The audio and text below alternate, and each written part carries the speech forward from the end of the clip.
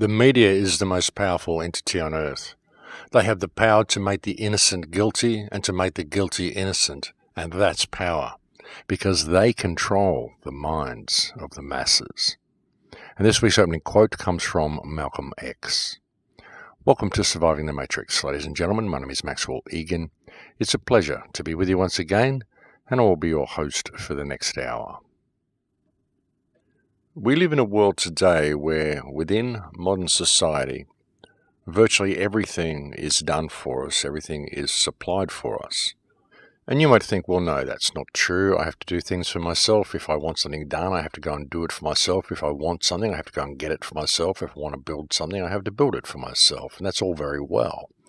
But looking at it as the greater society that we live in, well, in greater Western society anyway, in the developed countries in the world, we have a nanny state, and everything that we want is supplied for us.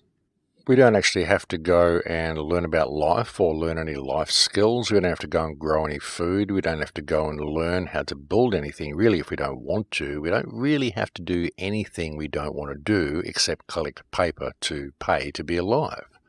All the rest of the stuff that we need to be a human being is supplied for us without us ever having to really learn anything about life or anything about how to actually do anything for ourselves. Unless it's something novel that we may want to try our hand at, like some kind of hobby. But in respect to the normal aspects of our lives, we just don't have to do anything, which means we don't have to learn anything.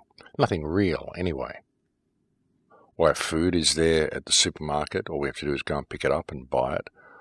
Anything we need to build anything we want, we just go to the hardware store and buy it. Anything we need is all there for us. And it's the same with information. Anything we need to know, we don't actually have to go out into the real world and experience things for ourselves. All we have to do is go to a library and pick up a book, and the book will tell us what reality is. We don't even have to go to a library anymore. Of course, these things are fast disappearing. Now all we have to do is go online and purchase an ebook, and the ebook will explain reality to us. And if we want to know what's going on in the rest of the world, well, we have our trusted news sources who will tell us all of the new information about everywhere. And this is what we believe is going on, and this is the reality that we have for ourselves. You know, everybody's reality, everybody within the social system that we have, has the reality that they are educated to have. And they know as much about the world as what they have been educated to know, via the books that they've looked at, via the information that has come to them. And as I said, if they want to know what's going on in the greater world, what's going on politically, what's going on the world stage, well, they trust the media. And that's a really big problem for us, folks, because one of the reasons it's so difficult to wake people up to what's actually going on in the world, to wake people up to the truth, is due to the utter failure of the media to present real information to people. You know, the media was created to bring information to people and to be a watchdog of government, and they have failed dismally in this duty. And have quite literally now become the mouthpiece of government. I mean, even recently when laws were brought out to gag the media to prevent whistleblowers and all this sort of stuff, the media didn't even report the fact that, oh, excuse me, but we've been told we can only say certain things that the government now approves us to say. You think they would have told the public this, and you think they would have taken action against the government because it's actually outside of the realms of law for them to be able to do this. And really think about this, folks. I mean, this is the media, and they're being told that, no, you cannot report government corruption. I mean, they should have made such a noise about this, and had they made a noise about this and really pushed it, there could have been a revolution overnight to get rid of the traitors within government and actually bring things back to some form of normality. Because that's the power the media has. They could really have pushed the public into some action with this information. But the media didn't do that. The media simply rolled over on command, and rather than being the watchdog of government, it transferred its role to being the mouthpiece of government, because the media always supports the government line. And this is never the way it was, and it's never the way the media was supposed to be. It's not the way the media was designed to operate. But unfortunately, that is the way it does operate, and the media does now not function in a role of bringing information to people. It simply functions in order to appease the people and to convince them that everything's okay where they live, the government's taking care of them, but they should always remain in fear of the other guys over the fence. The media simply does not bring any real information to people at all anymore. And that's a big problem. This is why we find it so difficult to reach the neighbours, to reach our families and friends, because many of them believe, well, if it was true, we would have seen it on the television or the newspapers would have told us about it. And they really don't understand how the media works and what the media is for. I mean, you really could blame the media for so much of the situation that we are in, simply due to their failure to report the facts to the people. But again, you can blame the government, you can blame the media, but ultimately the real blame has to come down to ourselves, really, for buying into this ridiculous superstition, this belief in authority. That really is what has caused the whole problem. That's what continues to allow the problem to perpetuate. I mean, even though we know everything is wrong, and we know the media lies to us, the government lies to us, and all this sort of stuff's going on, it gets to the point where, we see it all, but we still continue to comply with it. So that's really where you start to see the stark reality of who's really to blame for all of this. Because, once you wake up to it, if you do continue to comply with it, then, you're just continuing to pay protection money to the racketeers who are running things. Because that's what government is. Government is simply racketeering in its most basic form. And we pay protection money to these racketeers so that they'll leave us alone. Otherwise, they'll send their thugs in a uniform around to grab us and put us in a cage. And many people can see that this is the way the world is run, but yet they continue to comply with it. And as I've said so often, they do this simply because they live in disunited communities. It's very difficult for one person to stop complying with the system on their own if they do not have the support of their community around them. And many people think, well, it's okay, you should pay your taxes because I pay my taxes, and so therefore you should pay your taxes too.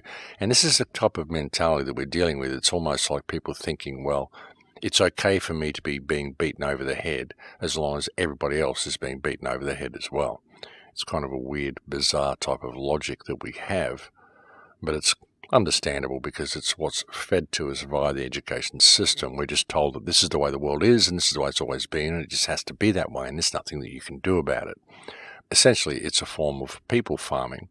As I said, the media never really alerts people to this fact, and the government certainly tie people up with theatres of conflict and theatres of fear to keep them distracted, so they're never going to tell anybody. But people really should figure this out for themselves, and in fact I think many people are beginning to figure this out for themselves now. The problem is that once they do figure it out, they still don't know what direction to go in. They still see government as being something valid and something necessary. Even though it's corrupt, they think, well, all these politicians are criminals, yes, but what would we ever do without them? And that, again, is a very bizarre type of mentality, a type of Stockholm syndrome that people seem to be stuck in. They don't like the system, and they know the system is corrupt, and yet they cannot imagine how their life would possibly function without it. But the reality is, folks, that we really don't need the government here at all. We don't need the system here at all. Well, I guess if we've got some sort of society as such as the cities that we've got, we need some sort of a system of infrastructure to manage them. But the system of government that we've got, we don't really need at all. And the reason the world is in the state that it's in, and the reason nobody really knows anything, is because the media simply makes sure that people are kept uninformed. Like I said, even when people do find out the system's corrupt and they find out what's going on, oh my God, the world is run by criminals, they really don't know what to do about it. So many people simply can't see the bigger picture. They want someone to point the finger at, they want someone to blame. They want to be able to say, oh, it's the Zionists, it's whatever. And sure, like I keep telling you for years, the Zionists have certainly got a major influence over what's going on. But even the people within Zionism, the people that do this, all the people that do all these bad things, they do so because they're programmed to do so. Of course, there are a certain percentage of people who are simply psychopaths and do what psychopaths do, but most of the minions that go along with the plans of these people do so because they're programmed to do so. Most of the people who live their lives in a state of religious division or racial division or social tension of any kind do so because they're programmed to do so. They can't see the bigger picture of what the underlying causes are, which is the government system itself, the fact that all of the problems exist and all of the constraints that hold humanity back exist because they're legislated to exist. If there's something that would improve the world that you're not able to do because you've got to jump through all sorts of hoops and red tape and get approvals and all sorts of stuff, you're just dealing with legislation which is preventing you from moving forward and doing something that would benefit mankind. And that's the problem. And we are kept so misinformed about everything. And really that is the job of the media and the education system. And the job of the government is to basically appease everybody and keep them contained and keep them satisfied and make sure they're all marching in the direction the system wants them to march in.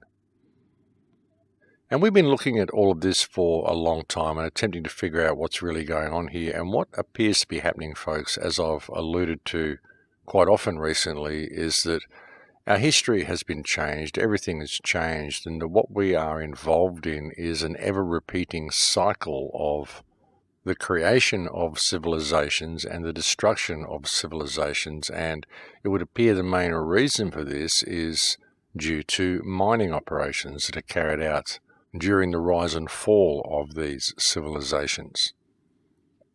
And this may be a strange thing to consider, but there's an awful lot of evidence to back this up. As I've suggested quite often recently, we are living in a very, very different world, a very different type of reality to the reality that we think we are living in. The world that was here not too long ago is a very, very different world to the world that now exists. And there's so much evidence to back this up. So many of the strange monuments and strange artifacts that we've found lying all around the world tell a completely different version of history to the one that we've been told. And not only do they tell a different version of history, but they also suggest a different concept of life and what life is, really what this world is, what magic is, what our powers of manifestation are, really what we once were and what we are really capable of. They lend credence and value to many of the ancient myths that exist, and these myths are incredibly interesting because you find there are common myths that exist in all cultures from all different parts of the world that are apparently not supposed to have had contact with each other, and yet they all talk of similar tales. And it goes a long way to validating these myths and demonstrating what type of a reality we once had, what this world once was, and indeed how locked down and how blinded we have become. The closing down of the pineal gland and the things that are done to us to limit human potential, the fact that we're told that 98% of our DNA is junk, which is completely and utterly ridiculous, it just shows that 98% of what we should be doing, we are incapable of doing. 98% of our potential has been reduced. 98% of who we are is missing. Well, it's unknown to us anyway. That's what junk DNA is, folks. It's not junk. It's the stuff that gives you access to what exists outside what you know as reality, which is a very, very small part of reality. Think about it. If 98% of your DNA is shut down, then 98% of your access to reality is shut down, so you're experiencing about 2% of what you really should be experiencing. And you have access to 2% of your capabilities due to something that happened that shut us down. What was that? What happened? And what happened as a result of this shutdown? What else did we lose access to? Not just our higher senses and not just the world around us, but could this also explain why things that appear to be mysteries to us are such mysteries? Because if we have not got access to 98% of our capabilities, then that would certainly explain a lot of things. A few shows ago, I was talking about the paintings of Leonardo da Vinci, for example, how these paintings are actually impossible to paint because of the medium that they're painted on and the way they're painted. The fact that the paint on Leonardo da Vinci's paintings is only 2 microns thick. With the amount of shading that you've got on these paintings to produce the textures that you've got, there's no way to do this and apply that many colors and result in a thickness of only 2 microns. We can't even laser print that many colours in 2 microns. And this is a great mystery as to how these paintings were done. It appears to be done by a technology that we don't have access to. But what if that technology exists within ourselves? Because what we don't have access to is 98% of who and what we are. So again, the question becomes, what was the event that caused this to happen? And why isn't this being looked into? Why isn't this part of the human experience ever really discussed by people? Why is it never discussed by academia, by scientists, by government, or by any of the sources that we look to for authority or advice? It's not even acknowledged by them, let alone discussed by them. All that is discussed by these people is economic standards and economic values and what we can do to improve the economy and how much we need to tighten our belts and austerity and how we all need to go into a state of scarcity to pull the country forward so we can be the best country in comparison to all the other countries, and all the countries are told the same thing. And there's nothing about the human experience ever discussed at all, not outside humanity's economic worth anyway, and that should be a little bit of a sign for people.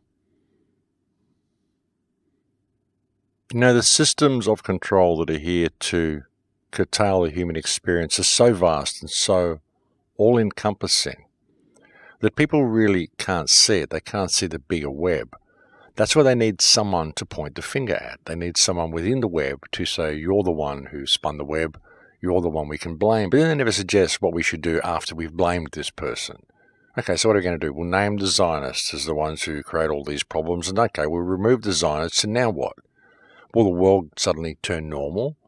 No, of course it won't, because the system is still there, and it's our belief in the system that is the problem. If we were to have united communities, as I've said so often, if you had the strength of numbers around you to simply walk away from the system would cease to function. Government only exists because we choose to give government our authority.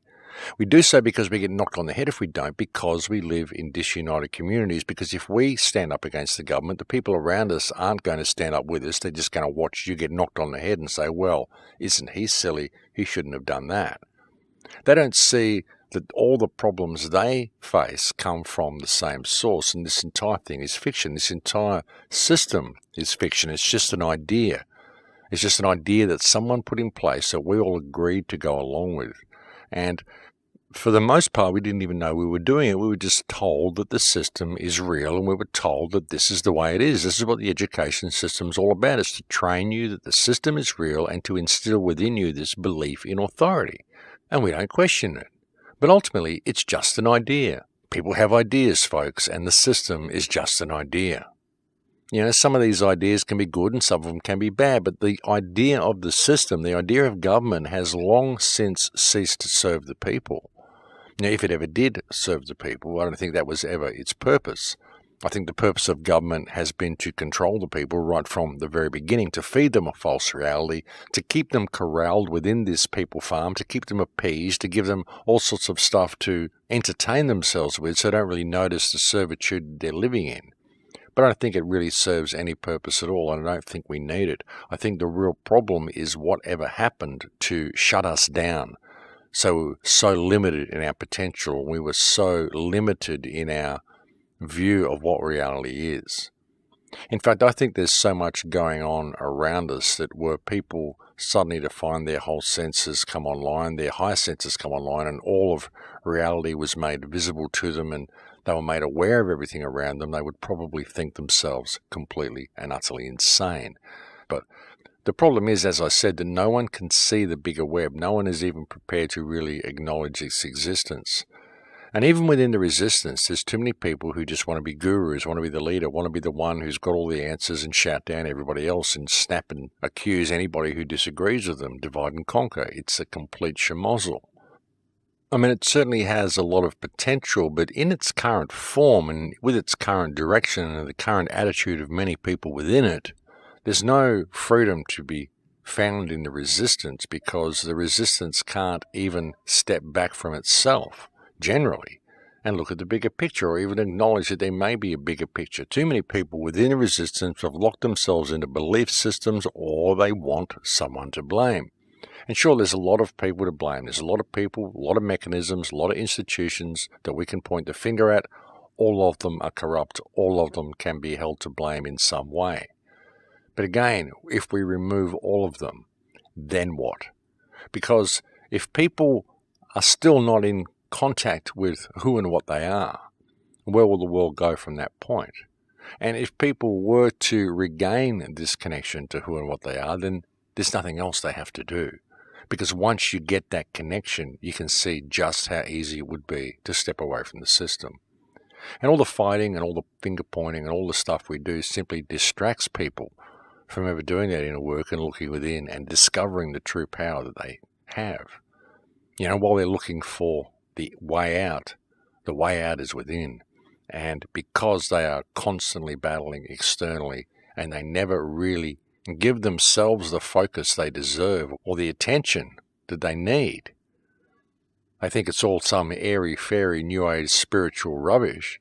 They're not ever really prepared to step into their power. They want to shout and scream and point the finger and wave their fist at someone and say, you are the one. But then they want to rally the troops to go and fix it.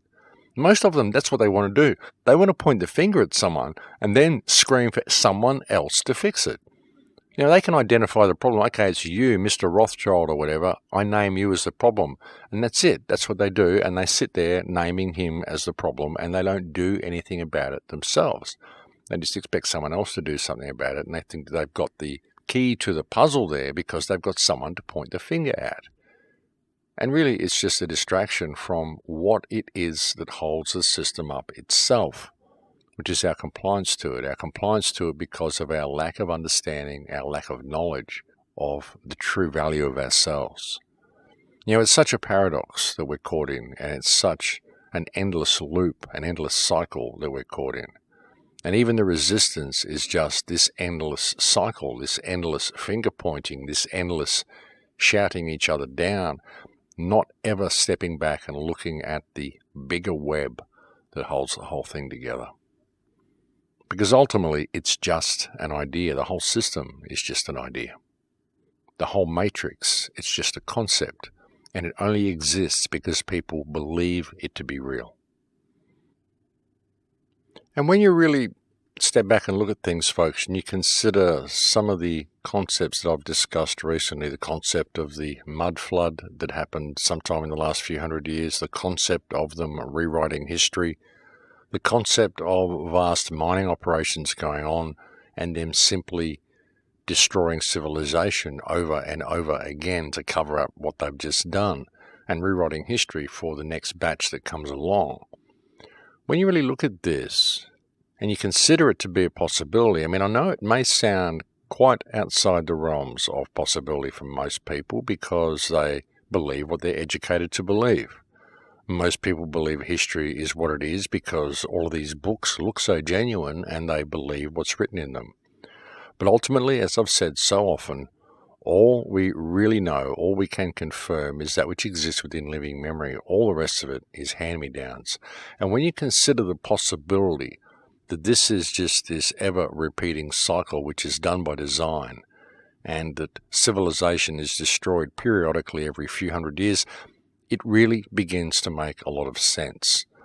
And you look at all the disaster concepts and disaster books and all the stuff that they bring us as well. So we're constantly waiting for a comet or waiting for this or waiting for 2012 or some big ending to happen. There's something that's about to happen. We're all constantly waiting for it. All these disasters happen every few thousands of years and we're long overdue. So everyone expects it. Everyone's expecting the end times. Everyone's expecting something big to happen.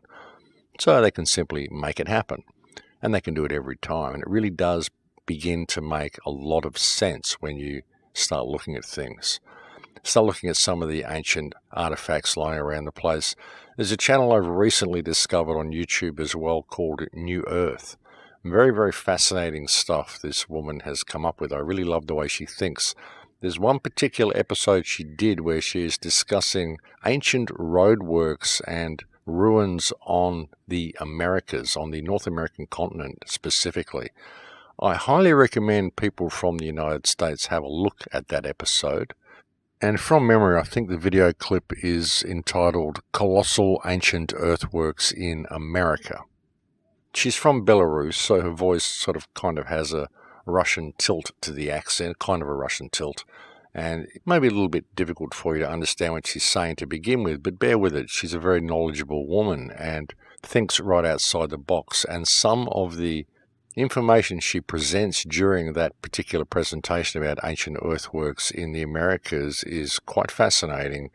And stuff that a lot of people in the United States can probably even go and confirm for themselves. Ancient earthworks, ancient canal estates that appear to exist around Florida, ancient electricity poles where they really shouldn't be, all sorts of things that are in places where they really shouldn't be if history is what they tell us it is.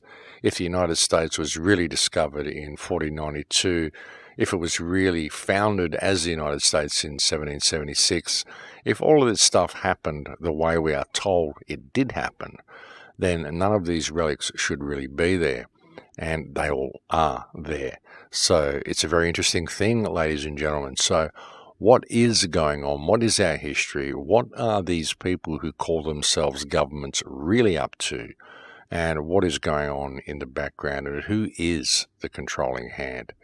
Because really, when you look at it, folks, it goes way beyond Zionism. It goes way beyond the Jesuits. It goes way beyond any of this stuff. And no, folks, it goes way beyond the concept of God and Satan as well. You might think there isn't anything that could possibly go beyond those concepts. So when you really get down to this physical world we live in, you think about some of the underground bases and some of the weird stuff that goes on in this world.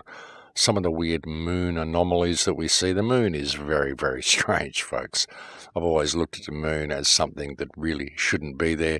It's a lot easier to explain the moon not being there than what it is to explain it being there. And it really doesn't behave the way it should if it is what we're told it is. So God and Satan come a good deal later than what's actually going on in the world here, because there are real, tangible, physical things going on this world that are very much manipulating the direction reality is currently taking. There's all sorts of weird stuff going on in the world, folks. Reality is simply not what people think it is.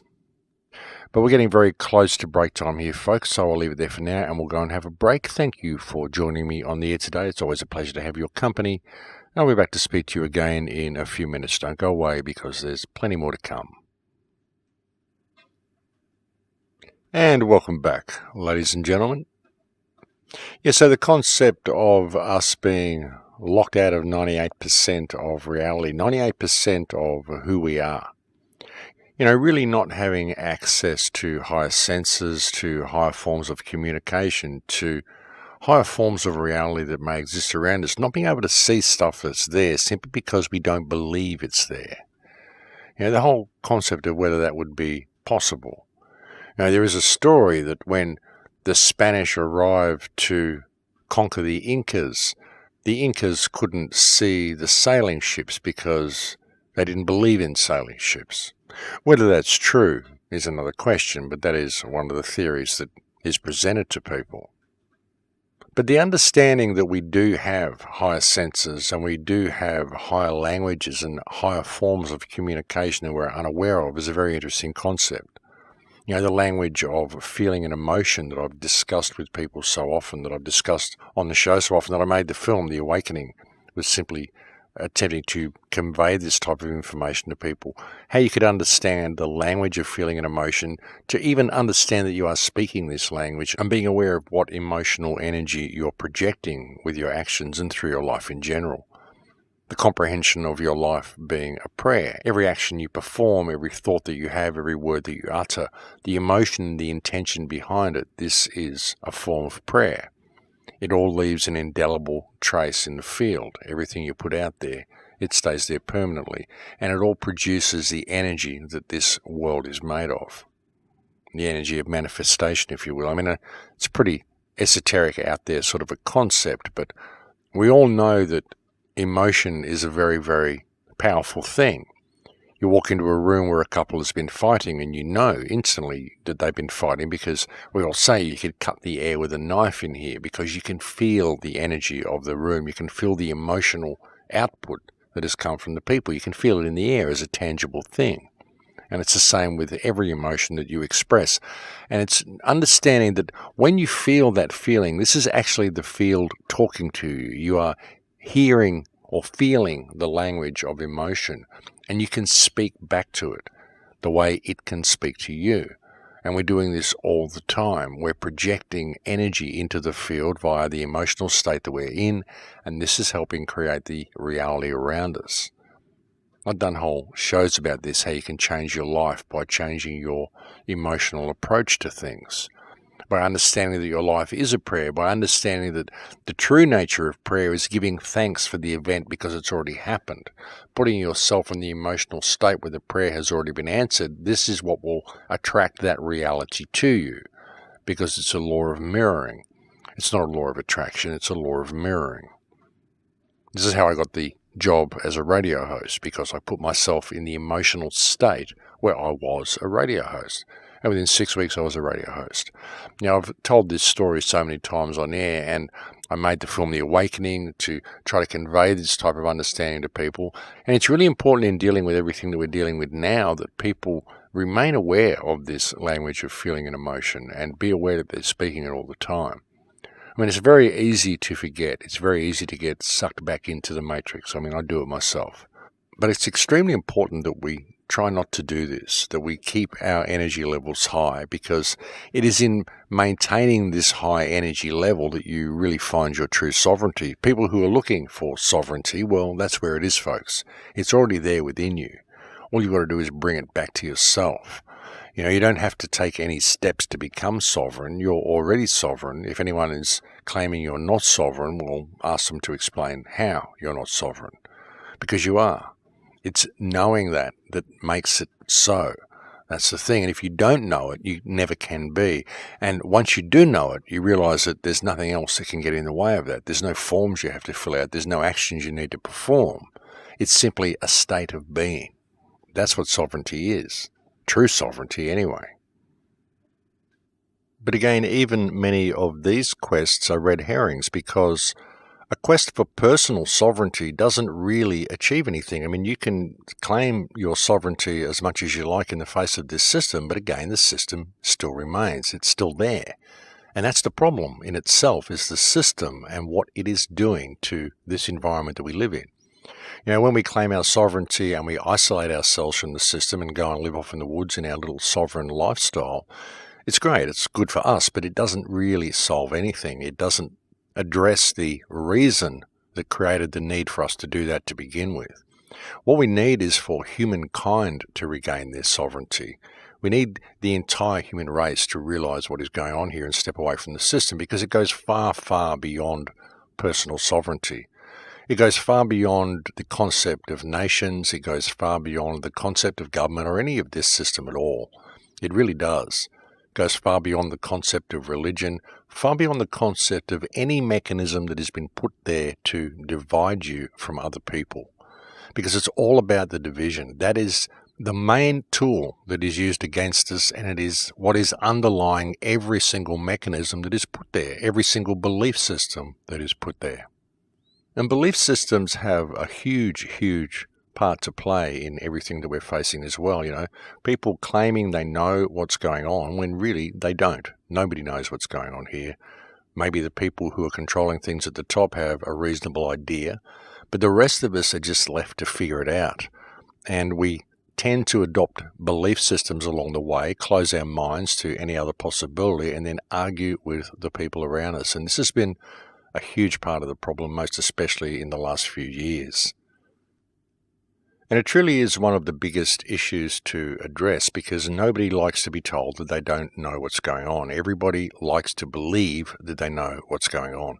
And if you try to suggest to them otherwise, what happens is their ego kicks in, they get incredibly defensive about it, and they start ridiculing you or whatever, blah, blah, blah. This is what happened with the show that I put out a few weeks ago, Why Are They Hiding History?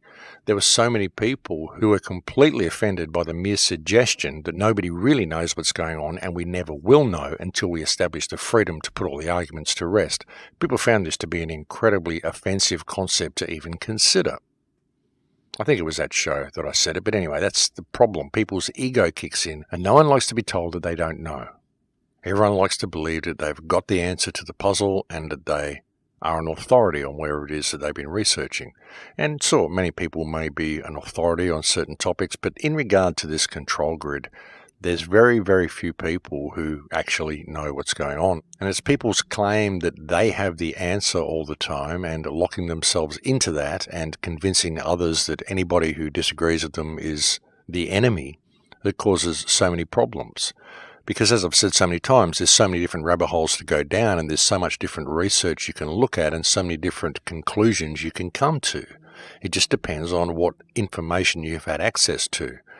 And really, when you just put it all down and step back and really look at the entire thing on the world stage and remove yourself from any stake in the outcome, any stake of what you believe, because that's unfortunately what we tend to do as well. Once we lock ourselves into a belief system, we look for stuff to reinforce it. But if you can put all that down and just put it all on the shelf as stuff to be considered, all possibilities should be considered, absolutely.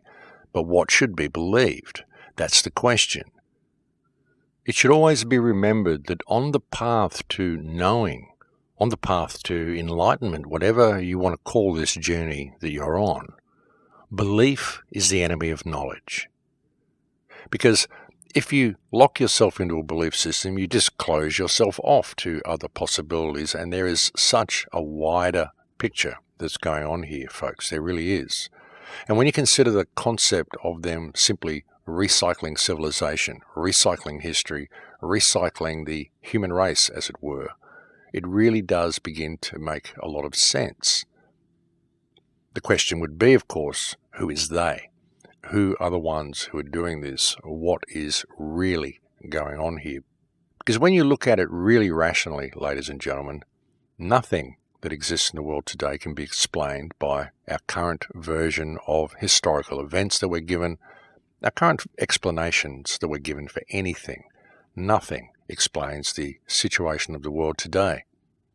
Nothing that comes from mainstream or academic sources anyway. You really begin to look at it, folks, and you realize that academic institutions are there to train people what to think, not how to think, but what to think.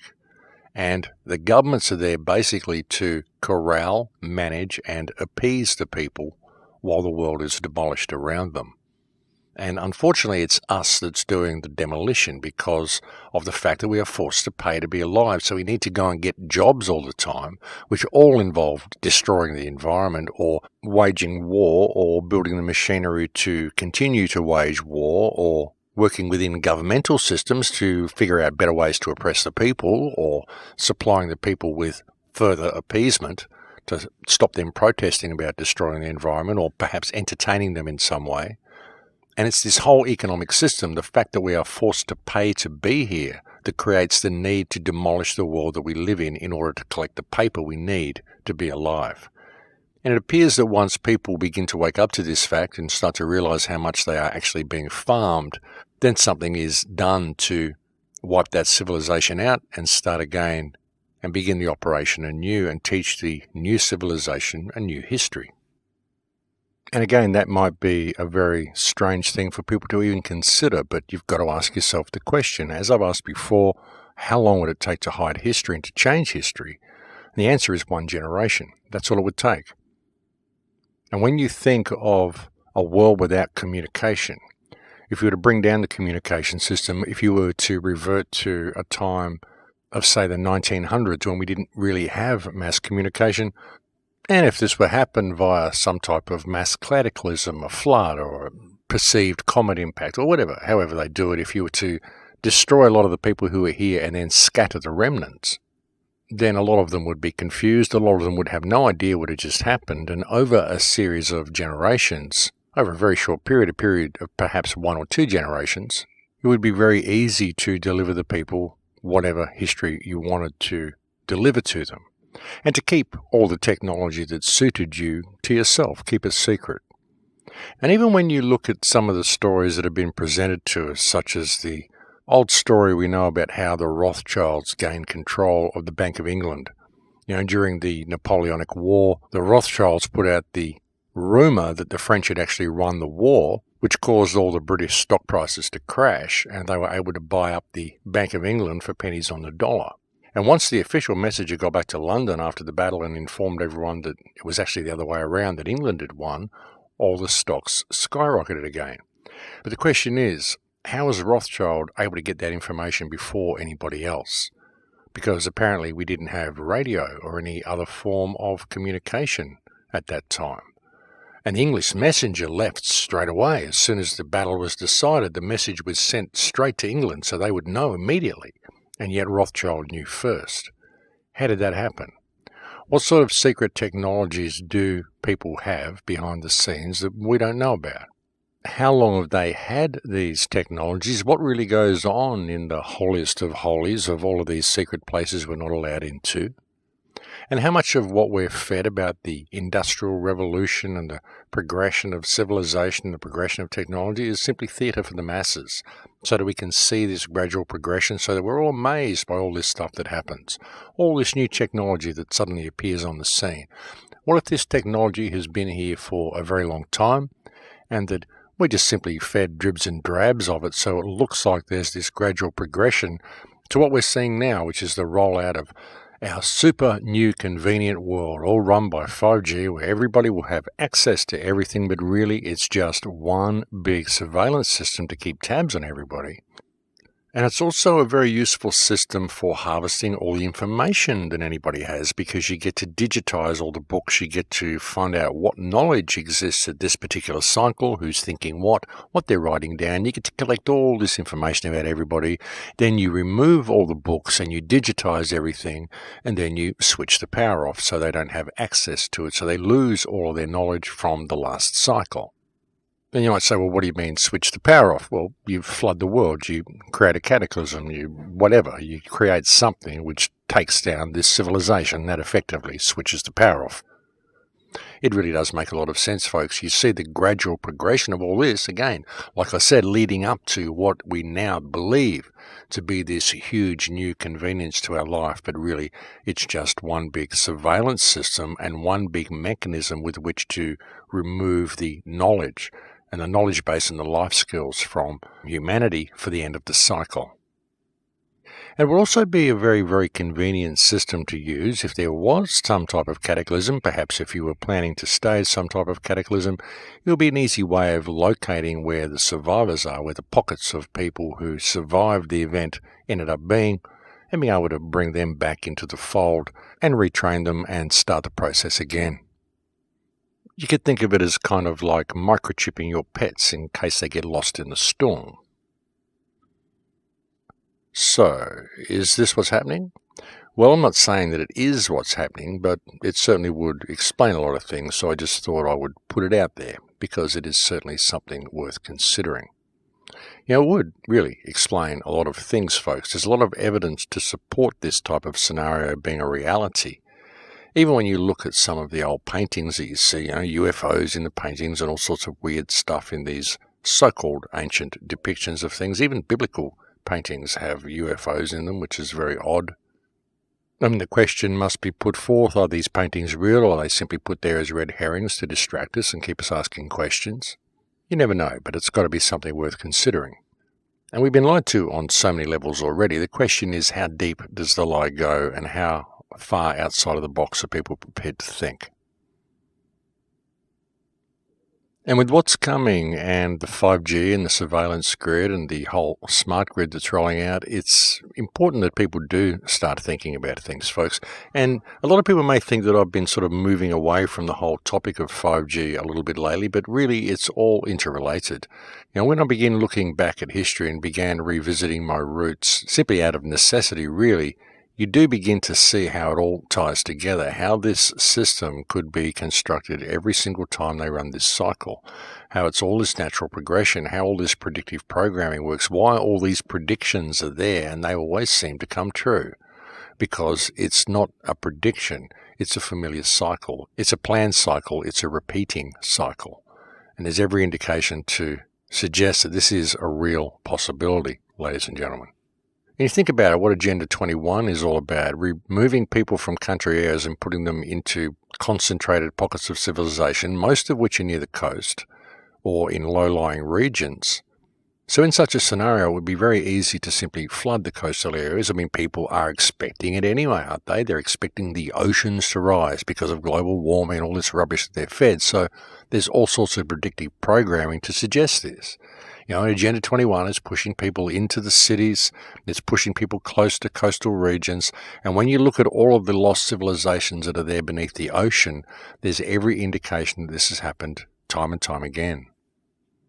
And again, I know it's a lot to consider. I know it's a completely different scenario to what people may consider anything like history to be. But again, there is a lot of evidence to support this type of scenario. And as far as 5G and surveillance grid goes, well, there's a lot of steps being made in that direction, a lot of positive steps, and it's really important that people do keep a focus on that. Even with other research that they're doing, it's important that people make a stand for themselves in their own community, because that's really what this is about. This is all one big game of free will. That's what this world is. That's what this experience is, folks. It's freedom of choice, and we have a choice as to whether to comply with this whole surveillance grid or whether not to. We can do research, we can do all the stuff that we're doing, but we have to pay attention to what is happening in our immediate surroundings at the same time. It's very important that people do this, and it's very important that the focus does stay on 5G and does stay on the prevention of this smart grid being rolled out. But at the same time, putting it in the context of history really does explain things to me a lot. It really does help me see things a little clearer, especially when I consider the fact that this is very likely a recurring cycle.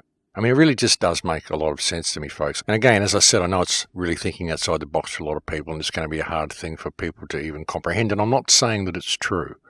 I'm simply suggesting that it's a possibility simply because of the overwhelming amount of evidence to support it. And maybe I'll get back to that at some other show, in a future show. Perhaps I can do something about presenting you some type of evidence that I'm talking about. But I did actually cover a lot of this in my 2005 book, Earth's Forbidden Secrets, where I pointed out the fact that everything we're taught about history is wrong, that there's so much wrong with it, it's almost impossible to define in one book. And that book is still available for free download on my website as an ebook, folks. It's always been there. There's never been any cost for that book. And again, I don't agree with everything in the book now, but that's just where my mind was in 2005. But I still certainly agree with the first half of the book, just pointing out the complete farce we're being presented with as history. And again, I really do suggest you go and watch that video by New Earth about the colossal ancient earthworks in America. That's a very, very interesting video, folks. Whether you agree with a lot of the stuff she says or not, the fact that these old remains are there is very, very interesting.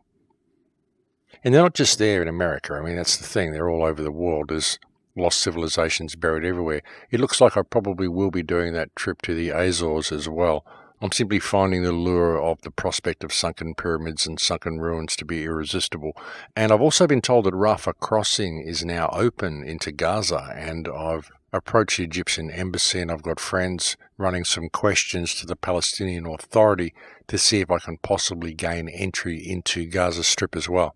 I know I wanted to come home and rest for a while, but the fact that Rafah crossing is open and the opportunity that it may provide to get back into Gaza and hopefully make the film I've wanted to make since 2012, since I was there last, is something else which is very irresistible to me. So I'm really looking into that as well.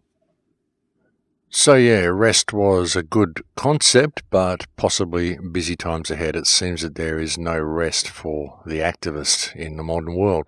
But again, folks, the prospect of Rafah crossing being open and actually maybe, possibly even being able to get into Gaza Strip, this is something that I really have to seize the opportunity while it's there, if it's in any way possible.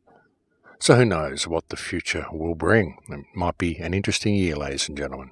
Yeah, it's shaping up to be one already. I really do need to get some rest, though, soon, ladies and gentlemen. I really do. It's been an incredibly grueling couple of years, but, well, sleep when I'm dead, I suppose. That's what it's all about, isn't it? You got to live life to the fullest, and what a mess we're in. I mean, that's the thing, once you really begin researching all this stuff and you step onto the path of actually getting active, not just researching, but getting out there and getting active in the world and attempting to empower others and going out and exploring and finding out what's really going on, well, it just becomes a mission that is a never-ending mission, because we truly are in a good deal of trouble. The world is in a complete mess, and those who are running things don't take holidays, they don't take breaks, they don't take time off, they work around the clock. They work in shift work around the clock to get their agenda forward and to make sure it always stays on track. Even though they suffer little delays sometimes, they still seem to get it back on track. So that's why it becomes very difficult to take time off in doing this type of research and doing this type of activism once you start, because the world is in such a mess. But even with all of it, I still have an enormous amount of faith that we can heal the human condition.